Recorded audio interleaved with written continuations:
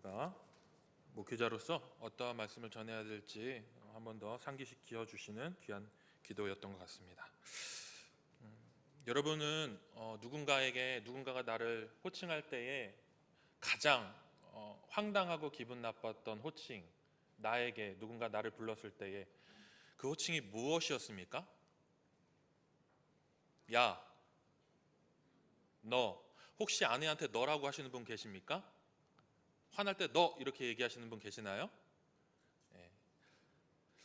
제가 들었던 가장 황당한 호칭, 제가 전도사일 때 교회 청년이 저한테 이렇게 형, 얼마나 황당하던지. 벌써 3년차 같이 사역을 하는데 저한테 형 이러고 그 친구가 이렇게 얘기했습니다. 뭐라 그랬냐면 너무 편해서요. 그래갖고 좋은 얘기인가요? 그렇지 않죠. 목회자로 그 청년들 앞에 섰을 때 저는 목회자니까요. 어떤 때는 형 같기도 하겠지만은 제 위치와 역할은 목회자로 그들 앞에 있기 때문에 형이라는 말을 들었을 때 황당도 하고 좀 내가 지금 사역을 잘 하고 있는 건가? 이런 생각을 하게 됐던 것 같습니다. 누군가 나를 목회자로 인정해주고 나를 목회자로 대하고 나를 목회자로 불러준다는 것은 그만큼 내가 그에게 목회자로서 나의 역할과 사역을 잘 감당하고 있다라는 얘기가 될 것입니다. 그래서 아마 저뿐만 아니라 이 시대에 지금 사역하고 계시는 전도사님, 목사님들 모두가 마찬가지일 것입니다. 목회자로서 존중받기 원하고 목회자로 존경받기 원하는 것은 우리의 욕심일지 모르겠지만은 모든 목회자들이 가지고 있는 마음일 것입니다. 그래서 그럴까요? 제가 아는 우리 장신대 교수님 중에 주승준 교수님이라는 분이 계신데 주기철 목사님 손자분이셨어요. 저기 인천에 있는 주한 장로교회에 처음 부임했을 때에 저는 잘 몰랐지만은 제가 사역을 끝나고 집에 가는 길에 이제 CBS인가요? 방송을 틀었는데 시리즈 설교를 하시는데 그 시리즈 설교의 주제가 뭐였냐면 존중이었습니다. 목회자가 교회가 하나님을 존중하는 것, 그리고 성도가 목회자를 존중하는 것, 그리고 성도가 성도를 존중하는 것. 이 시리즈로 설교를 하시더라고요. 왜 존중에 대한 설교를 하실까? 지금은 조금 이해할 수 있을 것 같습니다. 이 시대에 교회 안에서 우리가 서로가 서로를 존중하는 것들을 많이 잃어버린 것 같습니다. 우리가 성도로서 목회자를 존중하는 것들을 우리가 많이 잃어버린 것 같습니다. 뿐만 아닙니다. 거기까지면은 다행일 텐데 우리가 하나님께 존중이라는 말을 쓰는 것이 적합할지 모르겠지만 하나님을 존중해 드리는 것을 잊어버린 이 시대가 되어진 것 아닌지 싶습니다. 제가 얼마 전에 뉴스를 봤습니다. 임마누엘 마크롱이라는 분 아십니까?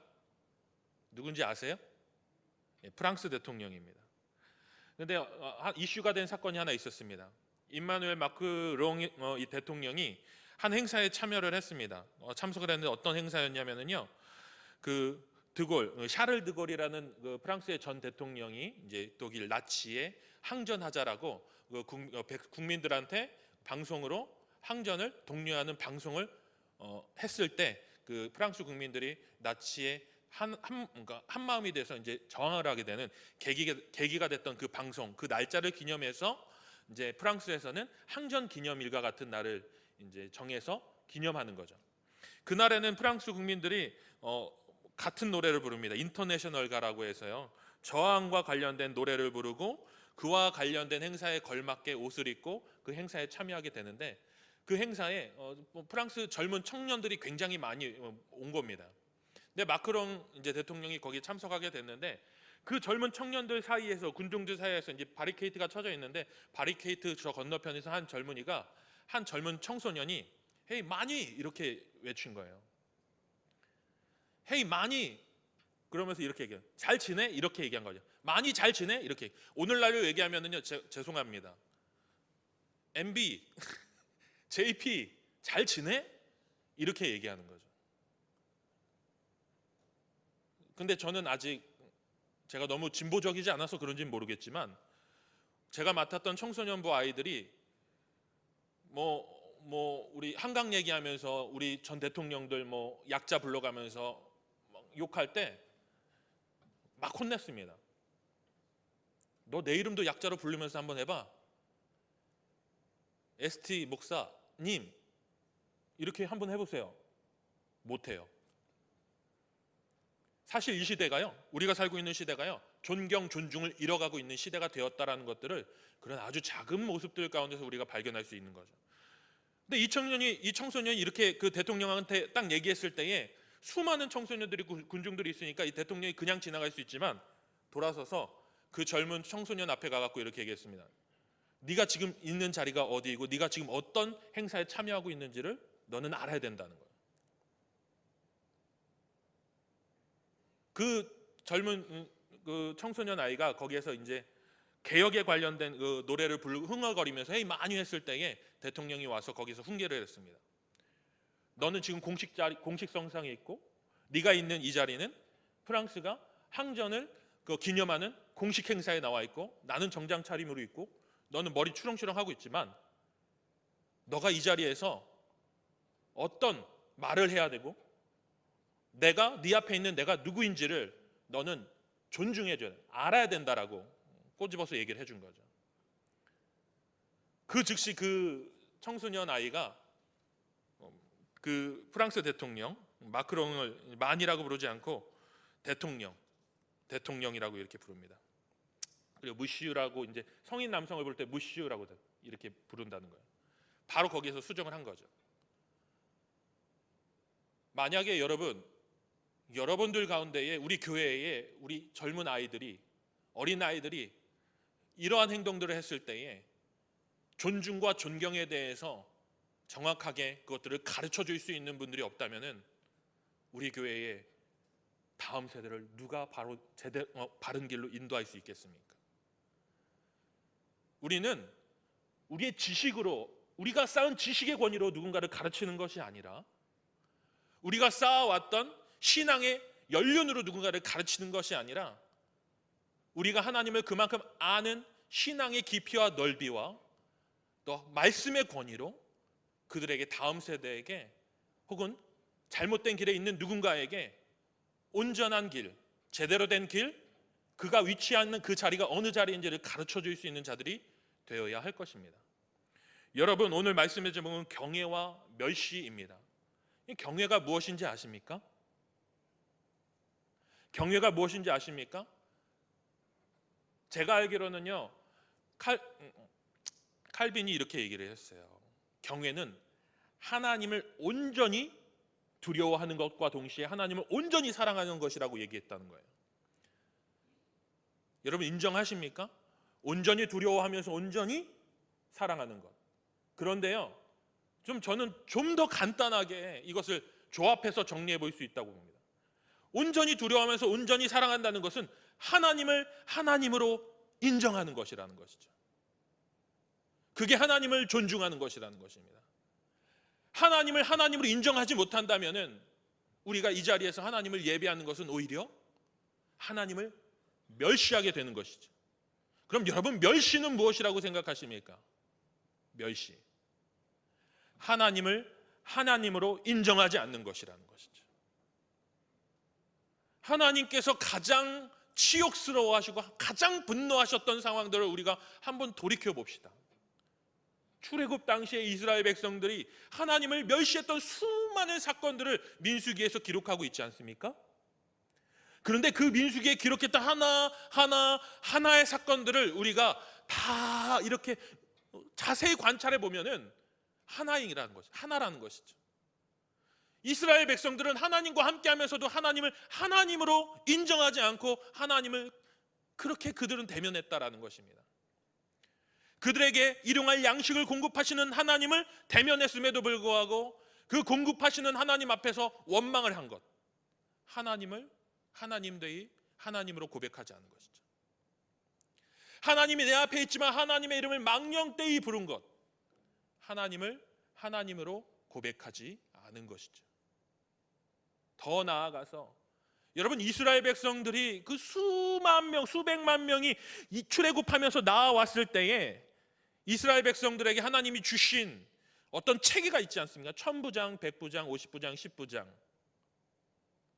그리고 족장들, 그리고 제사장, 대제사장. 하나님께서 이스라엘 백성들에게 그 주신 조직, 그 안에서 하나님을 예배하게 하신 그 모든 예배의 의식들, 한 사람을, 모세 한 사람을 무시하고 멸시하는 것을 가지고서 하나님이 이스라엘 백성들에게 진노하사 진노의 불을 쏟으신 것이 아니라, 하나님이 이스라엘 백성들에게 어떤 때는 징계를 하시고 매를 드시고 질병을 주시고, 이스라엘 백성 불이 나와서 그 모세와 그 제사장, 대제사장들을 대적했던 이들을 집어삼킨, 땅이 집어삼킨 그 모든 사건들 가운데에 누구 한 사람을 인정하지 않았기 때문에 하나님이 그들에게 징계와 멸시를 주신 것이 아니라, 하나님이 세우신 질서를 그들이 인정하지 않았기 때문이라는 것이죠. 자고로 정리해 보자면은, 하나님을 하나님 되게 고백한다는 것, 하나님을 경외한다는 것은 하나님이 세우신 사람을 우리가 하나님처럼 숭배한다라는 의미가 아닙니다.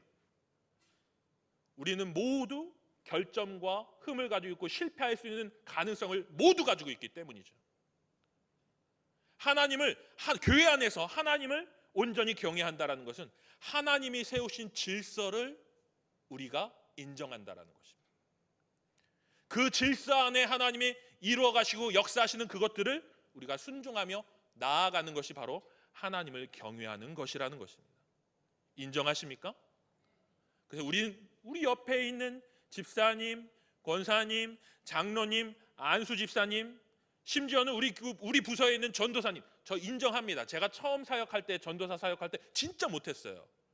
그래갖고요, 그쪽 방면으로 골목이요, 빠른 길이었어, 집에 가는 빠른 길이었어도 저는 한참 돌아갔어요. 부끄러워서요. 저희 동네에 그 교회가, 처음 사역한 교회가 있는 거예요. 근데 하나님이 참 놀라우신 분이, 제가 그렇게 돌아다녔더니 그 교회가 우리 앞집으로 이사 온 거예요.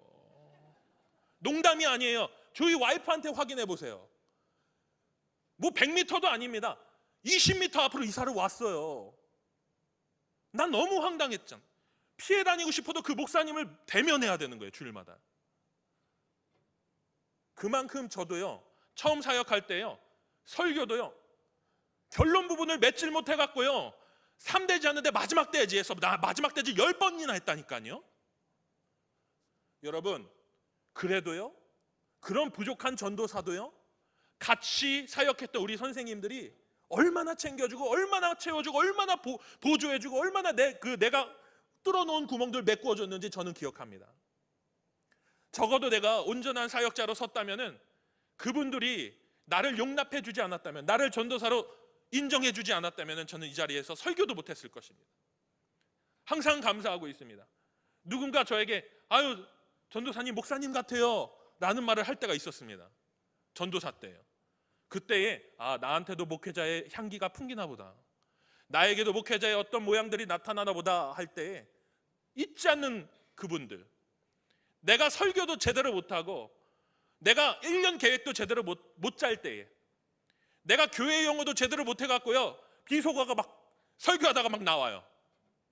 그때에도 저를 용납해주고 조용히 뒤에서 권고해 주셨던, 그러면서도 저에게 전도사님 해주셨던, 그 존중해 주셨던 그 선생님들, 그분들 때문에 한 사람의 목회자가 세워진다라고 저는 믿습니다. 여러분, 우리 안에 우리가 모두가 부족함을 가지고 있습니다. 모두가 연약함을 가지고 있습니다. 누구 권사님 왜 그래? 누구 집사님 왜 그래? 봤어? 아니 내가 갔는데 어디 호프집에 누구 있더라고. 교회 와갖고 소문내지 말아주시기 바랍니다. 나중에 조용히 권고해 주시기 바랍니다. 하나님 앞에 온전한 집사님, 권사님, 안수 집사님, 장로님으로 설 때가 분명히 올 줄로 믿습니다. 우리가 그만한 예수 그리스도의 마음으로 용납하고 기다려주고 품어주고 세워줄 때, 하나님께서 그들을 온전한 하나님의 자녀로 세워주실 줄로 믿습니다. 저처럼. 저는 고등학교도 못 갑니다. 동창회도. 고등학교 동창들 만나기가 두렵습니다. 여러분, 그것입니다. 우리는 그 사람이 존경받을 위치에 있고 존경받을 능력이 되고 존경받을 품위를 갖추고 있다고 해서 그 사람을 존경하는 것이 아니라 하나님이 우리를 그리스도의 공동체 가운데에 세워주셨으니 그 공동체에 꼭 필요한 존재로 우리가 그를 인정하면서 존중해주고 존경해주는 그때의 아름다운 그리스도의 공동체가 세워질 줄로 믿습니다. 오늘 경외와 멸시라는 제목으로 오늘 말씀을 나눌 때 여러분, 경외와 멸시를 나누는 그 사이 중간에 우리가 정말 하나님을 경외하는 자로 서는 것과 우리가 하나님을 멸시하는 자로 서는 그 기로점 안에 서 있는 그 문제가 뭔지 아십니까? 우리가 이거를 해결하지 못한다면 우리는 하나님을 멸시하는 자로 설 수 있습니다. 우리가 이것을 정말 해결하기 위해서 발버둥 치면 우리는 하나님을 경외하는 자의 위치에 점점점 다가갈 수 있습니다. 뭔지 아십니까? 이거는 시소와 같습니다. 절과 같습니다. 균형을 잃어버리는, 하나님 쪽으로 가기 위해, 우리가 경외하기 위해서, 우리가 하나님 앞에 서기 위해서 이것들을 우리가 붙들고 나아가야 되는데 이것을 붙들지 못하면 우리가 멸시하게 돼요. 하나님을. 그것은 바로 우리가 하나님을 알려는 갈급함과 소망함입니다. 하나님을 알기를 원하는 갈급함과 소망이 없으면은 우리 안에 어떤 일이 생기냐면 무지함이 생깁니다. 무지함이 생긴다라는 것입니다. 이 무지라는 것이 참 무서운 겁니다. 우리가 이 무지함 가운데 빠져 있으면 나타나는 현상이 뭔지 아십니까? 나를 속이게 되는 것이죠. 내가 하나님에 대해서 알지 못한 상태에서 이 자리에 나와갖고 하나님을 예배할 때에 우리는 나 자신을 속일 수 있습니다. 왜냐하면 내가 믿고 고백하고 내가 따르고 내가 이 자리에서 정말 찬양하는 그분이 누구인지를 모르는 상태에서 이 자리에 나와 있으니 나는 믿음 생활 잘하고 있어, 나는 잘하고 있어, 나는 잘 되고 있어. 끊임없이 나 자신을 속이는 일들을 반복하게 될 것이라는 것이죠. 그래서 교회가 끊임없이 개혁되어야 된다라고 얘기하지만 교회가 개혁된다라는 것은 끊임없이 나 자신이 하나님 앞에서 개혁되어진다라는 것들을 얘기하는 것이죠. 나 자신이 끊임없이 내가 가지고 있었던 기존에 옛날에 가지고 있었던 신앙의 틀과 신앙의 지식들을 깨부수는 과정들을 반복하는 것들을 얘기하고 있다는 것입니다. 안 그러면 우리는 70년대의 우리의 신앙의 모습과 신학의 영역에 머물게 될 것입니다. 신학도 진보하고 신앙도 점점 수많은 고민들 가운데 점점 발전해 가고 있는데 우리는 그 자리에 머물게 된다는 거죠. 요즘도요, 교회에서 주일날 자판기에 거기 음료수 뽑아 먹는 걸 가지고서 음료수 뽑아 먹어도 돼요? 요즘도 주일날 교회에서 우리가 외식하는 부분에 대해서 주일날 외식해도 돼요? 이런 신앙에 갇혀 있는 분들이 있다라는 것이죠. 여러분, 하나님께서 우리에게 주일날 외식하지 말라고 하셨습니까? 우리가 주일날 자판기에서 음료수 빼먹는 게 문제입니까? 전혀 문제되지 않다는 것이죠. 전혀 문제되지 않다는 것입니다. 그러면 한번 물어보겠습니다. 명절날 우리가 제사 드리는 집안에서 그 제사상의 음식 먹어도 됩니까? 말아도 됩니까? 그래도요? 이거 가지고 고민하시고 계시다면 여전히 80년대 신앙인 거예요. 우리는 끊임없이 하나님이 세우신 그 자연과 만물과 질서 가운데 하나님이 우리에게 허용하신 그 자유의 영역들을 계속해서 발견해 나가야 되는데 우리가 가지고 있는 신앙의 영역이 저 오래전에 있으니 그것들을 깨부수지 못하는 우리들의 모습이 있다는 것이죠. 그게 무지의 산물입니다. 여러분, 그 무지에서 내가 가지고 있는 그 틀을 깨트리고 하나님이 우리에게 마련해 주신 그 자유의, 신앙의 자유의 영역들을 누릴 수 있는 우리 모두가 될 수 있기를 바랍니다. 옆에 계신 분들에게 이렇게 우리가 고백합시다. 우리의 무지를 깨트립시다. 그리고 하나님이 주신 자유를 누립시다.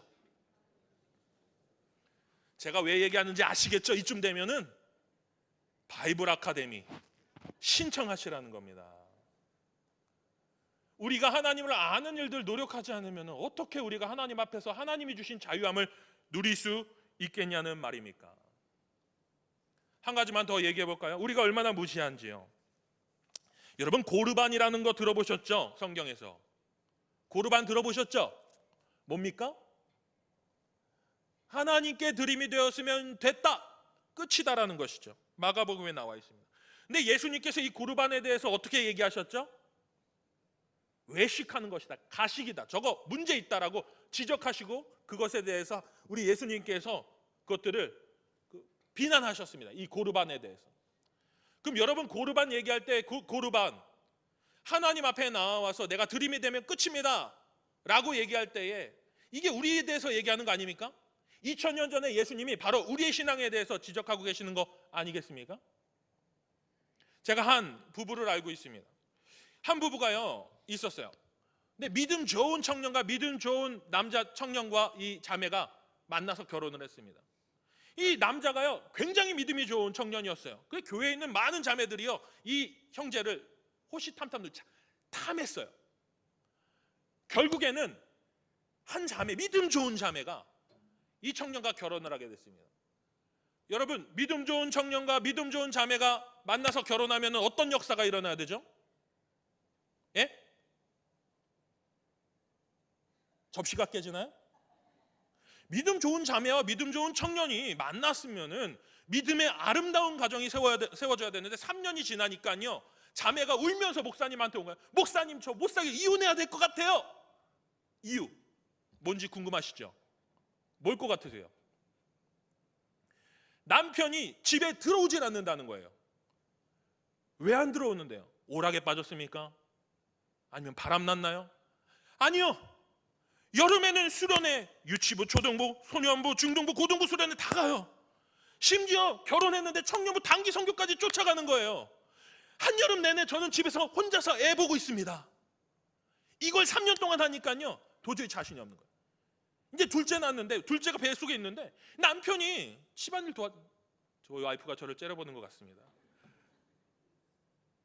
찾아온 거예요. 울면서 찾아온 거예요. 목사님이 안 되겠다. 그 형제만 불렀어요. 청년, 이보게 형제님. 딱 봤더니 이번 여름 청년 단기 선교에도요 보조로 딱 신청을 한 거예요. 자네는 단기 선교 못 가네. 가지마. 앞으로도 가지마. 자네는 봉사 다 제끼고 딱 하나만 해. 그리고 자네의 첫 번째 사역은 가정사역이야. 그 다음에 봉사해. 자네 가정 다 파탄 일으키고 교회 와서 봉사하는 것 은혜 아니야. 하나님이 원하시는 것을 분별할 줄 알아야지. 당신 아내가 상처받고 당신 자녀가 당신 아버지의 사랑을 누리지도 못하고 아내는 울면서 집에서 혼자 아이 키우고 있는데 안 돼. 봉사 다 내려놔. 가정사역부터 해. 봐서 봉사 허용해 줄 거야. 이 자리에서 웃으시면서 그런 은혜가 있기를 원하시는 분들이 계신 것 같습니다. 그런데요 여기서 아주 중요한 메시지가 있습니다. 하나님이 좋아하시는 걸 분별할 줄 알아야지. 아까 고르반 얘기했는데요 하나님께 드림이 되었다면 끝이다가 아니에요.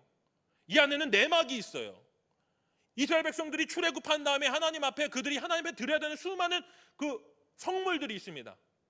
어떤 때는 양이고 염소이고 곡식이고 가축들을 드리는 거죠. 목적이 있습니다. 거룩한 성물, 구별해서 드린 것, 감사제, 화목제 여러 가지가 있죠. 드립니다. 그러면 하나님이 그것들을 정말 기름과 피를 하나님 받으시기도 하시지만은 그 안에 화목제라든가 속건제라든가 이런 것들은 성물을 교회 그 성막을 위해서 교회를 위해서 사용되어지는 거예요. 그런데 이런 것들이 있어요. 드리면 그것을 다 사용하느냐? 그렇지 않다는 거죠.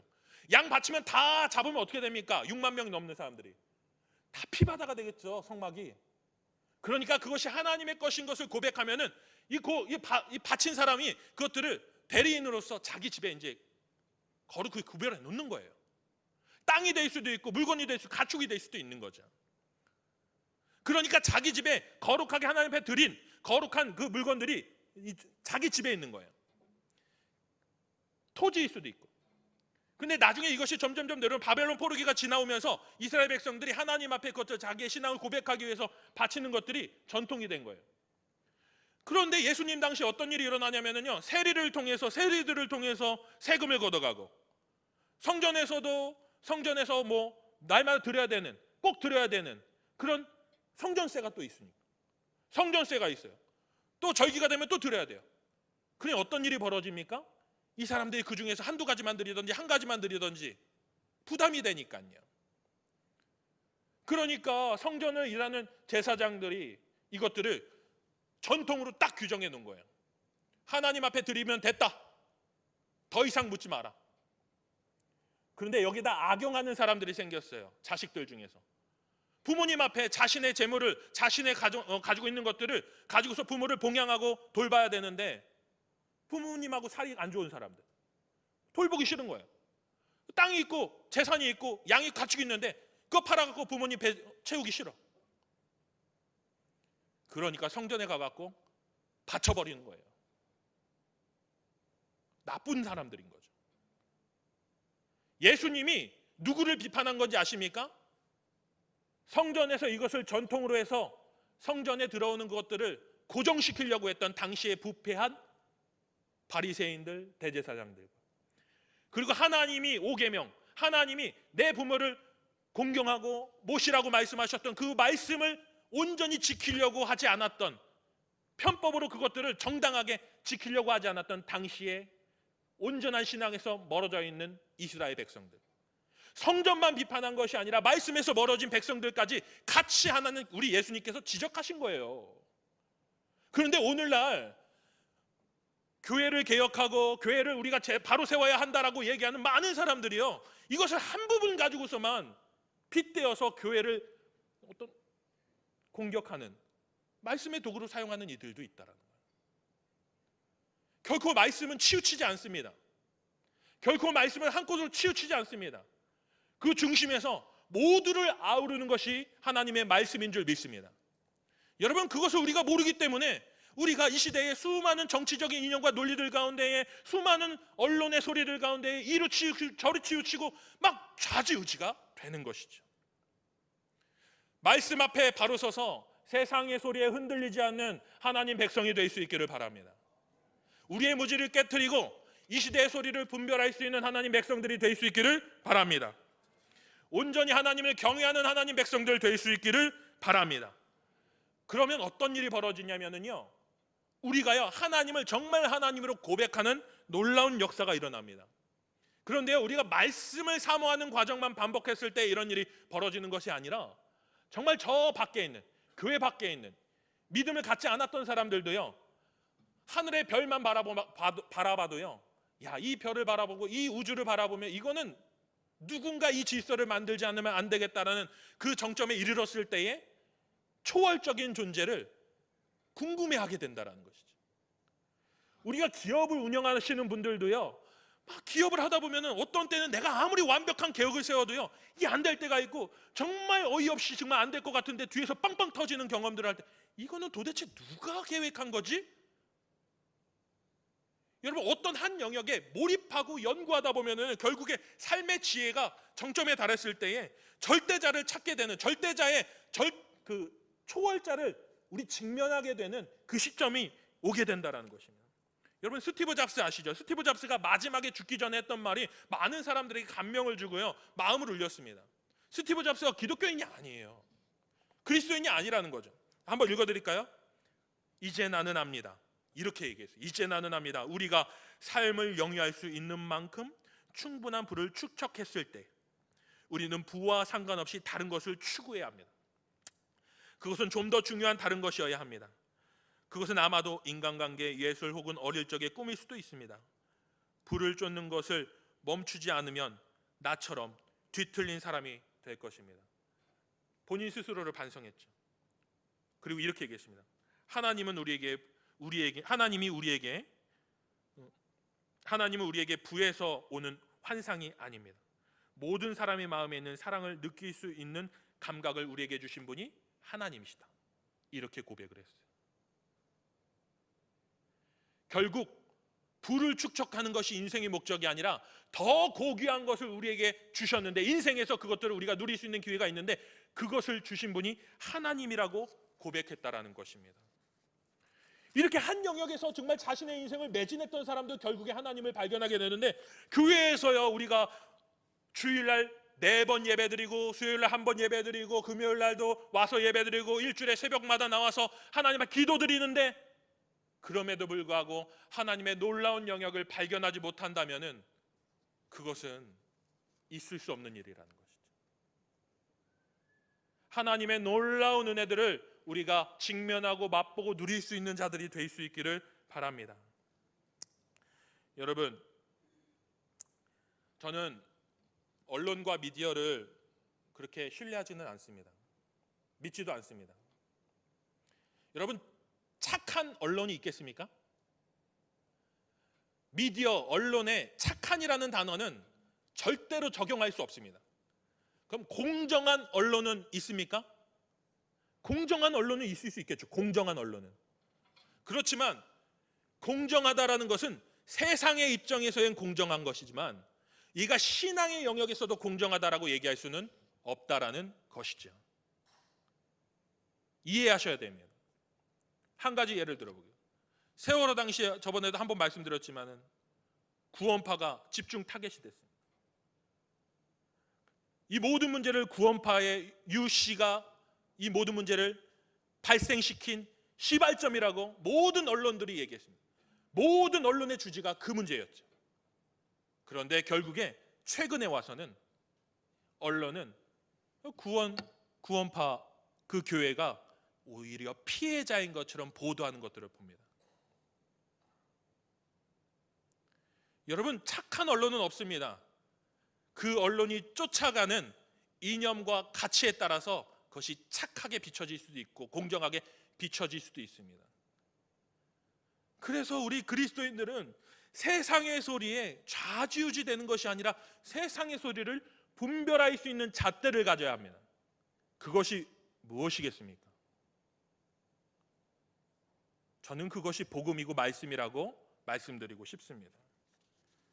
여러분, 복음주의 우리가 정말 많이 얘기하면서 복음주의 정말 좋은 것이고 우리가 복음주의적인 신앙을 가야 된다라고 얘기하는데, 복음주의 신학자, 복음주의 목회자를 얘기할 때에 빼놓을 수 없는 분 두 분을 우리가 꼽자면은, 여러분, 존 스토트 목사님 아시죠?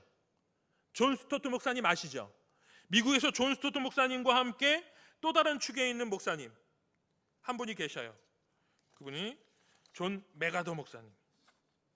맞아요, 존 메가더 목사님. 근데 존 메가더 목사님이 이렇게 얘기했습니다. 이 시대가요, 정의를 추구하려고 하는 시대래요. 정의를 외치려고 하는 시대래요. 너도 나도 없이 정의를 외친다는 거죠. 그래서 교회 안에서도요, 이 정의를 외치는 일들이 너무 많이 일어나고 있는데, 이 존 메가더 목사님이 얘기하는 겁니다. 그렇다면은 교회 안에서 정의를 얘기할 때에 우리가 복음 안에서 그것들을 우리가 외치고 있는가? 복음 안에서 그것들을 우리가 실현해 나아가려고 하고 있느냐? 그렇지 않다라는 것이죠. 복음이 빠진 정의를 교회 안에서 실현하는 것은 하나님을 대적하는 겁니다. 우리 한번 떠올려 보겠습니다. 여러분, 세례 받으셨죠? 세례 받으셨죠? 세례 받을 때 저는 잘 몰랐습니다. 기억이 잘 안 났는데 제가 세례 교육을 하면서 반복해서 그 교육을 하다 보니 깨닫게 됐습니다. 그냥 골방에 가서 목사님한테 따로 그냥 물 세례 받고 내가 사인하고 나 세례 교인입니다라는 증서 받으면 될 건데, 왜 모든 회중 앞에서 우리가 이제 누구누구는 거룩한 교회의 지체가 되었음을 선포합니다. 여러분들도 그것들을 우리의 지체가 되었음을 우리가 같이 고백합시다 할 때 왜 우리가 서로 아멘으로 화답하죠?